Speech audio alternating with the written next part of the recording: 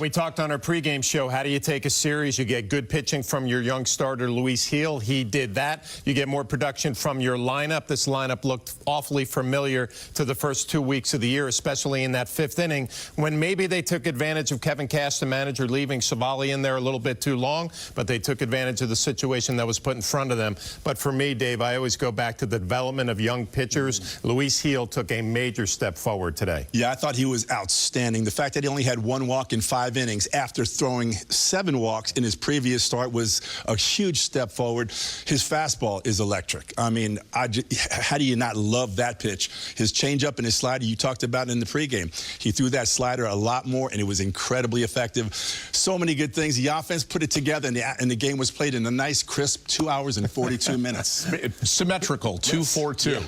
Those are our Hyundai opening comments. In the meantime, let's talk about that fifth inning and how the Yankees were able to put some good at-bats together. Finally flashed. Highlights brought to you by your Montefiore Einstein, our turning point of the game. And it started with 2 outs and Savali getting himself into trouble. Yeah, and you wonder maybe if it's a little bit of fatigue. He falls behind on Giancarlo Stanton 3-0, and that misses badly off the plate. So there's your first walk of the inning. The next batter is going to be Anthony Rizzo. He's going to be on a 3-2 count. He's going to lay off a high fastball. So that's 2 walks in a row. You're thinking maybe Kevin Cash might make a pitching change. No, he walks Gleyber Torres. And because of that, Dave, the Yankees were set up for a big inning. Yeah, they started putting together some really good at-bats. Right here, Verdugo jumps on that first pitch after those 3 walks. He knocks in 2. Alex Trevino comes up. Not Alex. Jose. I just saw Alex last week. Anyway, he comes up not to be outdone by Verdugo. He doesn't waste any time either. He jumps all over this first pitch from Savali. Another base hit right back through the middle. Yankees score 1 more, making that score 4-1. Oswaldo Cabrera's like, hey, man, you guys really like that first pitch, huh? Maybe I should go up and jump on that first pitch. And he does it into the right center field gap for another base hit as the Yankees go ahead 5-1. All with 2 outs. And Flash, I mean, they got aggressive there in those at-bats. From being very patient with 3 walks to 3 straight hits. Yeah, and I'm going to go back again, Bob. We know grinding out a starting pitcher, wearing them down to get to the point where the pitch count is elevated, and they took care of a fatigued starter. So 5-4, the Yankees win it. They take 2 of 3. That big 5th inning is what tipped the scale, as did Luis Gil. Meantime, let's hear from a guy who had the big hit in the inning, Alex Verdugo, on the field just moments ago with Meredith Marakovitz. Alex, Aaron Savali kept you guys pretty quiet until that 5th inning. 3 walks, then 3 straight singles that led to 4 runs. What was so different about his stuff? I think the biggest thing today is, you know, we made him work, right? We had in the 5th inning, he's looking at like about 90-ish pitches. So that's the biggest thing is we want to get guys on base, work at bats, get those starters pitch counts up, and get into the bullpen. And I think today was one of those things. He had us, you know, he was holding us down pretty good, but we kept fighting, kept sticking with it, and then he made a couple mistakes with some guys on, and the boys capitalized. Hey, that rally came with 2 outs. You stepped to the plate with the bases loaded in 2 outs. What's your approach in that situation? In your mind, are you going to be aggressive first pitch? Honestly, I just wanted to get on time and, you know, just see one out over the plate. The first pitch happened to be the best one to hit, and, you know, we put a good swing on it, and today is just more of letting whatever happens. I want to just go out there, hit the ball hard, and, you know, let everything else work its way out, and today was a good one. Well, good things happened for you on base, 3 hits today. Did you adjust anything coming into today? No, just, you know, staying inside the ball, trying to use the whole field, and, you know, I always say that, and I end up pulling some stuff, but, you know, really it's just a humble thought process leads to big results. Did Gonzalez have you nervous there in that 9th inning? No, that's my guy right there. So, you know, I saw who we had up. I liked the chances, and the matchups were good. Nothing but confidence. I love it. Alex, thanks for the time. Absolutely. Thank you, guys. Send it back to you.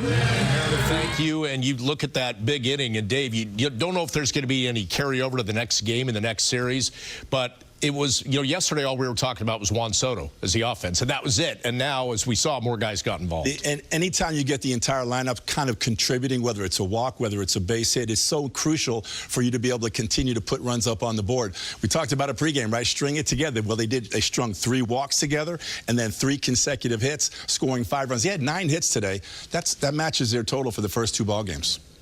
What did you think about the way that they just grinded out those at-bats? Yeah, I mean, it just looked familiar to me to the first couple of weeks. But again, you go look up and down the lineup. Volpe still not on time. Aaron Judge had a base hit, but he's still searching. Juan Soto wasn't the hero today, but when you get 3 walks in an inning followed up by 3 hits, good things are going to happen in that 5th inning. Were you surprised? You kind of alluded to this, that Kevin Cash stuck with Savali, or is he trusting the veteran to go over that 100-pitch count and get some outs? I think we're getting to the point in the year, and we're going to see this from Aaron Boone as well, when you're playing 17 games in a row like the Yankees are. There are going to be some interesting pitching decisions with starters and bullpens. I think that Kevin Cash, looking at Savali, was trying to get him through that inning, trying to steal some outs to save that bullpen, which hasn't been great this year. He's still trying to figure that out. Thought maybe he just went a little bit too long with him. Yeah, and just think about what Aaron Boone did today, right? Hill gets into the 6th inning. He walks the 2 guys. What does he do?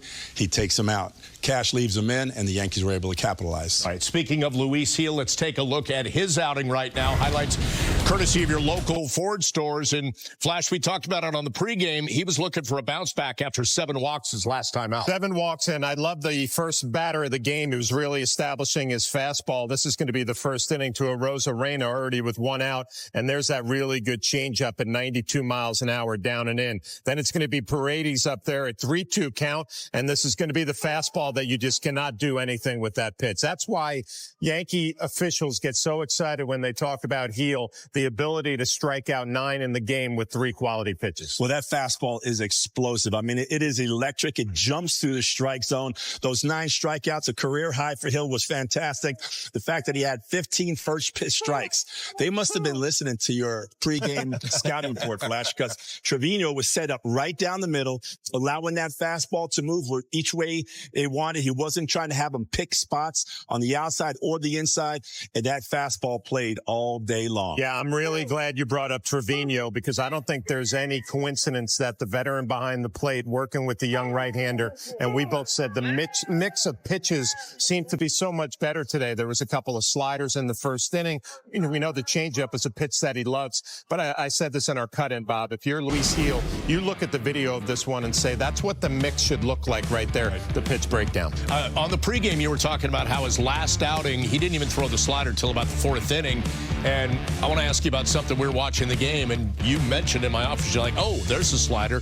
He incorporated it early. How did that help him? Yeah, he threw 2 of them in the first inning, okay? And there are going to be times, and Dave and I both know this, you warm up a pitcher out in the bullpen, and you say, I want to get that slider involved because he might have a better one today than he thinks he has. I thought it was great Trevino introduced it early, but you can tell when he gets in a big spot, it's going to be fastball changeup. But from a hitting standpoint, if you're thinking about a 3rd pitch, it's going to make it that much more effective. So think about what we saw today, right? He has a fastball that rides. He's got the slider that goes away from the righty, and he's got the changeup that runs in. So he's got 3 pitches that are going 3 different ways, and they're all explosive type of pitches. Even that changeup at 91 miles an hour. You know, when I first saw the 91, I had to ask you, I was like, was that his changeup at 91? It's hard. It's hard. So he throws it hard. I think he's going to learn how to maybe take a little bit more off of it, maybe choke it a little bit further into his hand to create a little bit more deception from both the fastball and that changeup, and it'll just be that much better. Is it easier with a young pitcher and with a veteran behind the plate like Trevino to say, hey, don't forget you have the fastball. Just keep throwing that fastball and be aggressive with it? Every pitcher-catcher meeting I've ever been in, it's been let's establish the fastball right away, and then we'll work off of that. The game today has changed a little bit, that it's a lot more spinning the baseball, cutting it, but I think the old-school philosophy, and Gil has the stuff to do it. Establish number 1, everything will play off of that. But we also talk about Garrett Cole that way. Like, you always remember you have number 1 in your back pocket. Like, you have great pitches, but just remember, if you have to go to it, it's there. So you got Garrett Cole, who's a veteran, so he knows what he's doing. He knows what he wants to do. But with a Gil, right, I'm the veteran catcher. You're the young player. Trust me. Trust your caddy. Trust your catcher. Yep. You got to just let us take you through this ball game. And I think that's what we saw here this afternoon. Great. Aaron Verdugo told me on the field he didn't have a doubt with Gonzalez there in the 9th inning, but he made it a little dramatic with that final play. What are you thinking as that's unfolding?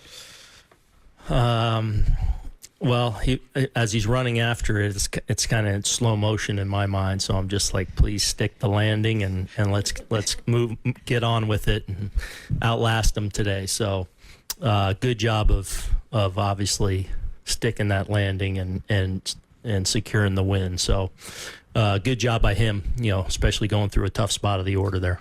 What made him the right guy there in the 9th inning? Just obviously being a little bit short today, and with Dennis getting long there in the 8th, comfortable with Victor in a lot of situations, and he's kind of got that slow heartbeat, and trust him a lot. Typically I like to get him in there against lefties. Knew that wasn't going to be the case today, just with where we were, knowing going into today. But another great job by him. When you say short, just guys weren't like Clay and Ian not available, or are they okay health-wise? Yeah, they're okay. And then with Luis Gil today, career high 9 strikeouts. Just what adjustments did he make coming into this afternoon that allowed him to cut down on those walks? Yeah, I think just again being a little more mindful delivery-wise. Kind of square shoulders, and I thought right from the start, with Yandy, who's, scuffling right now, but we know how great of a hitter he is, and also how patient of a hitter he is, filling up the zone. Made him work hard that first at bat of the game, but he was filling up the strike zone, aggressive with his fastball, and he really did that all game. Probably ran out a little steam there at the end with the 2 walks, but it's a really good peek at how good he is when he is filling up the strike zone. Gary. Alex has gotten on a nice stretch here. How's he look to you? Alex Verdugo has gotten on a nice stretch. How's he look to you now compared to maybe the opening early I don't parts know. of the season? Honestly, I feel like he's kind of been, kind of solid the whole way. He's having important at bats at certain times. I don't necessarily feel like he's gotten hot yet by any means. I mean, when he's hot, he starts squaring it up all the time. Today, obviously 3 hits. The first one a little bit of a, that you can't throw it out there better at third with the shift on, but really big at bat there in the inning where we scored a bunch of runs. I loved how he was aggressive early and jumped them, and then really good at bat going the other way as last time. So I feel like it's kind of been in line with where he's been. When he really gets going, then you start to see those line drives 2, 3, 4 times a day. Almost got another one that Arozarena ran down the gap that I think he just missed a little bit, but I don't think it's much different than. I feel like his season has been kind of consistent there. You feel like he got a little unlucky at the very beginning? No, not necessarily. No. I mean, he's been, I think, just consistent. Like, he's had some big at-bats for us, some key at-bats for us, obviously. But I feel like he's been fairly consistent. Eric and Ron. What did you see on the first balk that they called on Heel? Got the Rays running?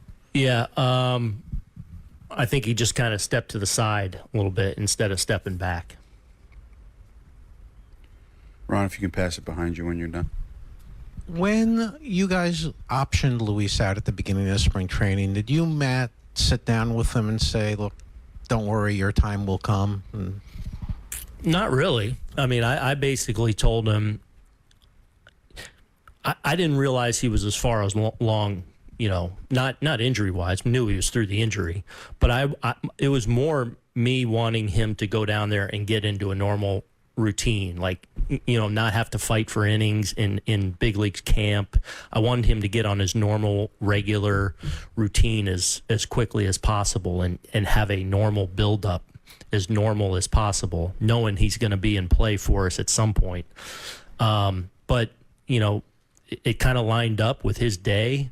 When we went to Clearwater and then the next time, and he just basically said, hey, I'm ready, with his performance and how he was throwing the ball. And it was kind of undeniable. So really, he just kicked the door in. Does his stuff look any different to you now than when you first saw him a few years ago? I mean, I think the changeup is more advanced now. He's always had the big fastball that really plays up. But I think definitely a better feel for the secondary, especially the changeup now.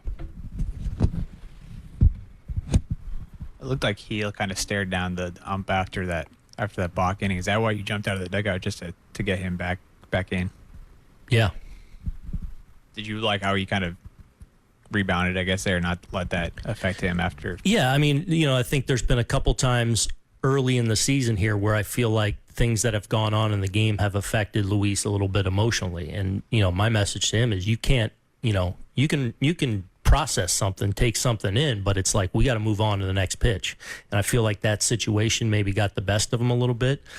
I thought he did a great job of the next time, when he's going quick, trying to, change his pace, which I'm good with, where he did the balk to second base, unaffected by it. Like, all his focus went into the next pitch, and he ends up getting the strikeout. And it's like, man, these are these little lessons that keep coming up that I think are going to be good for his growth. The talent's, undeniable. It's like, man, handling these situations in game that can get you off your game. You can't allow that to happen. He's doing a better job of that, and he's had some good learning moments so far. To the left, Max. Aaron, Glaber ended up staying in the game, but where did he hit the foul ball off, and how is he doing? Did you guys not have the replay? Well, I just wanted to hear you say it. Oh, I mean, kind of that, yeah, right there, right where it showed in the replay. No, it got him in the same place he got it the other day, and so it just kind of really hurt when it happened. Obviously, the way he went down, I was a little nervous that he was going to have to come out, but he kind of, as he got going a little bit, I think it softened up on him, and a couple of good at bats by him today, and a really good play up the middle there in the ninth. Also, Oswaldo keeps hitting, particularly with guys runners in scoring position too. Have you started thinking about what's going to happen playing time wise when DJ comes back? You mean you getting ahead a week from now? It's a long way to go. So I look forward to hopefully having that problem. The biggest thing right now is Oswaldo's obviously playing a key role for us and doing a great job, and excited about where DJ is health-wise and getting ready to go on that rehab assignment. We'll cross that bridge when we get there. Dave.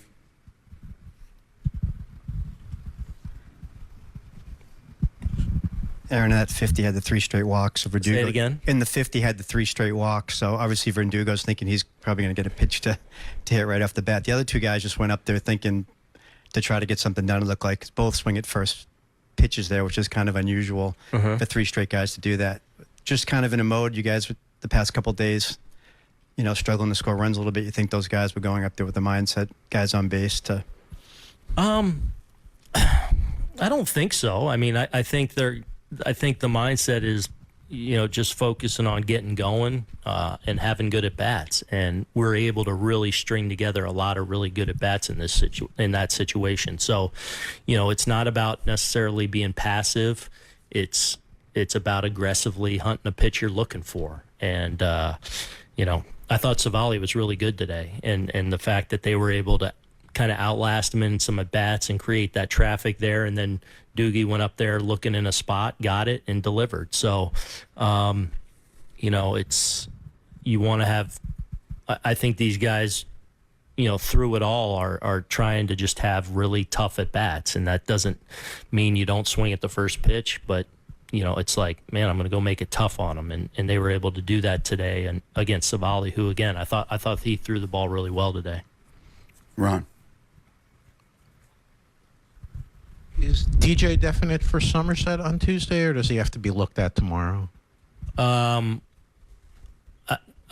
think the plan is he's playing Tuesday. But he'll come. He's coming here to work tomorrow. So yeah, and definitely Somerset. I think it's Somerset. Yeah, I think he's going to Reading. Yeah. Okay, thank you, Aaron.